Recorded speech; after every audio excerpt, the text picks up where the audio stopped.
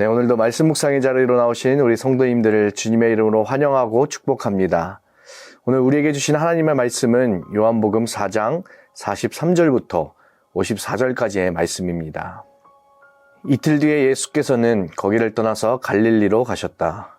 예수께서 친히 밝히시기를 예언자는 자기 고향에서는 존경을 받지 못한다 하셨다. 예수께서 갈릴리에 도착하시니 갈릴리 사람들이 예수를 환영하였다. 그들도 명절을 지키러 예루살렘에 갔다가 예수께서 거기서 하신 모든 일을 보았기 때문이다. 예수께서 또다시 갈릴리 가나로 가셨다. 그곳은 전에 물로 포도주를 만드신 곳이다. 거기에 왕의 신하가 한 사람 있었는데 그의 아들이 가브나움에서 앓고 있었다. 그 사람은 예수께서 유대에서 나와 갈릴리로 들어오셨다는 소문을 듣고 예수께 와서 제발 가버나움으로 내려오셔서 아들을 고쳐주십시오 하고 애원하였다. 아들이 거의 죽게 되었기 때문이다. 예수께서 그에게 말씀하셨다.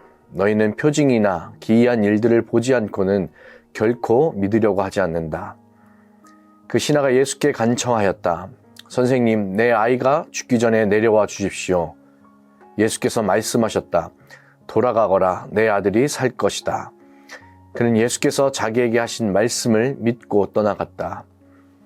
그가 내려가는 도중에 종들이 마중 나와 그 아이가 살았다고 보고하였다.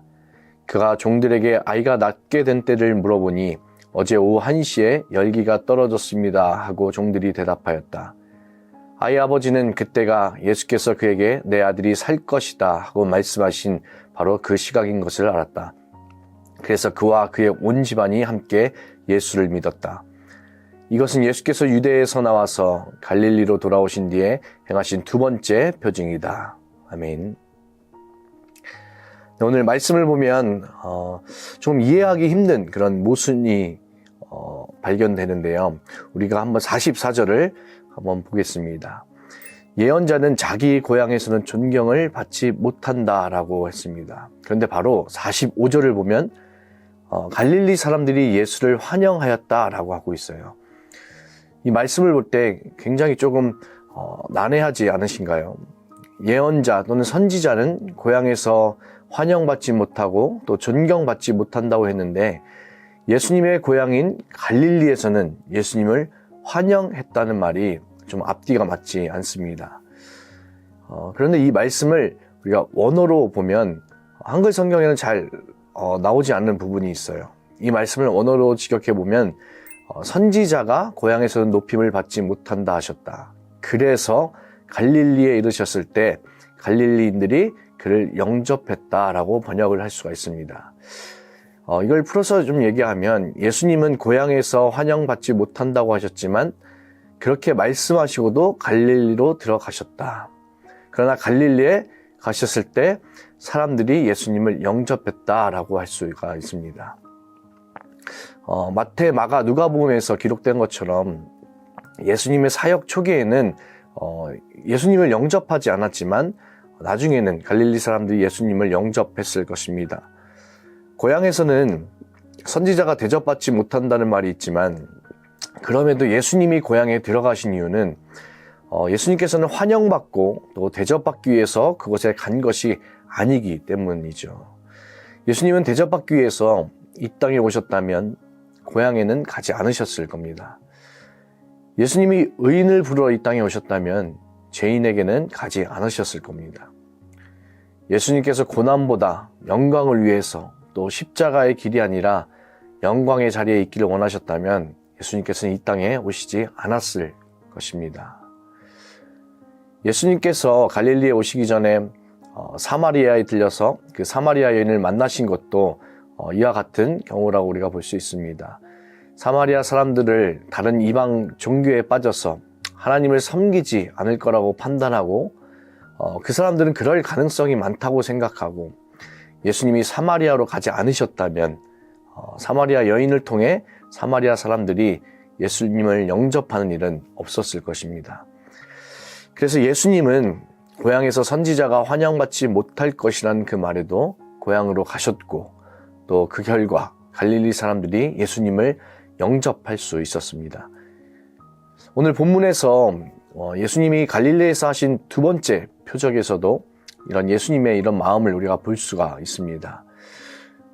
왕의 신하가 갈릴리에 오신 예수님을 찾아와서 죽을 병에 걸린 아들을 고쳐달라고 하죠. 이 죽을 병에 걸린 아들을 둔 부모의 마음이 얼마나 간절했을까요? 근데 예수님은 그 아버지에게 이렇게 말을 하죠. 48절입니다. 너희는 표징이나 기이한 일들을 보지 않고는 결코 믿으려고 하지 않는다. 기적과 같은 일들을 보이지 않으면 믿지 않는 그런 미성숙함을 꾸짖는 것처럼 마치 말씀을 하세요. 그런데 예수님이 이렇게 말씀하신 것은 예언자가 고향에서 환영받지 못한다는 그런 일반적인 현상처럼 이 왕의 신하도 일반 사람처럼 표적을 봐야 믿는다고 생각하시고 말씀하신 것 같습니다. 사람들은 기적을 보지 않고서는 믿지 않았죠. 심지어는 기적을 봐도 믿으려고 하지 않았습니다. 예수님은 그런 죄인들의 모습들이 굉장히 안타까워 하셨을 것 같습니다. 아들이 죽어가는 절박한 상황에서 왕의 신하는 예수님께 다시 간청을 하죠. 그러자 예수님께서 이렇게 말씀하세요. 돌아가거라, 내 아들이 살 것이다. 예수님 자신은 고향에 돌아갔을 때 환영받지 못하고 대접받지 못할 것을 아셨지만 고향에 들어가서 갈릴리 사람들에게 주님의 사랑을 전하셨던 것처럼 기적과 또 표적을 봐야 믿을 수 있는 죄인들이지만 주님께서는 그들을 불쌍히 여기시고 그들을 거절하지 않으셨습니다. 예수님이 가나안 혼인잔치에서 기적을 보이실 때도 그 기적을 보지 못하면 믿지 못한 것이 죄인된 인간의 모습입니다. 그 죄인의 모습으로 고통과 불안을 주님께서는 불쌍히 여기셨고 또 기적을 보여주셨습니다. 주님의 이런 마음은 최종적으로 십자가로 나타나게 되죠. 주님과 동행하는 것은 좁은 길을 가는 것입니다. 인간은 누구나 힘든 길을 가는 것을 피하고 싶어 하죠. 나를 환영해 주지 않고 또 대접해 주지 않는 곳에 가고 싶은 사람은 아마도 없을 것입니다. 그런데 우리 주님께서는 그 사랑을 전하기 위해서 이 땅에 인간의 몸을 입고 오셨습니다. 요한복음 1장 10절에서 12절 말씀처럼 세상이 그분으로 말미암아 생겨났는데도 세상은 주님을 알아보지 못하였고 또 주님께서 자기 땅에 오셨으나 그의 백성은 그를 맞아들이지 않았습니다. 그런데도 불구하고 예수님께서는 어떻게 하셨나요? 영접하는 자, 곧 그 이름을 믿는 자들에게는 하나님의 자녀가 되는 권세를 주셨습니다. 우리는 죄인이라 주님을 맞아들이지 않았지만 주님께서는 그런 저희를 찾아오셨습니다. 그리고 예수님은 이렇게 말씀하세요. 건강한 사람에게는 의사가 필요하지 않으나 병든 사람에게는 필요하다.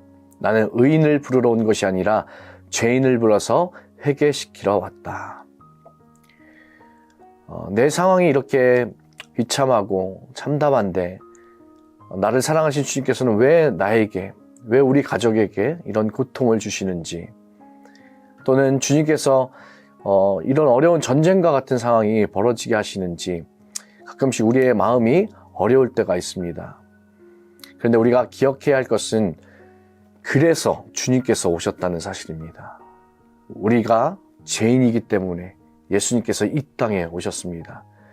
우리의 상황이 너무 비참하고 참담해서 주님께서 이 땅에 오셨습니다. 주님께서 오시지 않아도 되는데도 불구하고 죄인된 우리에게 찾아오셨어요. 연약한 우리의 믿음에도 불구하고 우리에게 찾아오시는 그 주님의 그 사랑과 또 그 마음을 오늘 말씀을 통해서 다시 한번 우리가 묵상하면서 우리도 그 마음을 본받아 예수님의 마음을 품고 그 사랑을 전하는 그런 귀한 하루가 되시기를 주님의 이름으로 간절히 축원합니다. 우리 함께 기도하겠습니다. 살아계신 아버지 하나님 감사합니다. 오늘 주신 말씀을 통해서 우리가 주님의 마음을 품기를 원합니다. 이 세상을 만드시고 또 환영받지 못함에도 불구하고 그래서 우리에게 오신 주님의 사랑에 진심으로 감사드립니다. 연약한 믿음으로 우리가 매일매일 주님을 보지 못하는 우리들을 불쌍히 여겨주시기를 원합니다. 주님의 긍휼하심을 우리가 힘있고 다시 힘을 얻어서 그 주님을 바라볼 수 있는 믿음 더하여 주시옵소서. 감사드리며 예수님의 이름으로 기도드립니다. 아멘.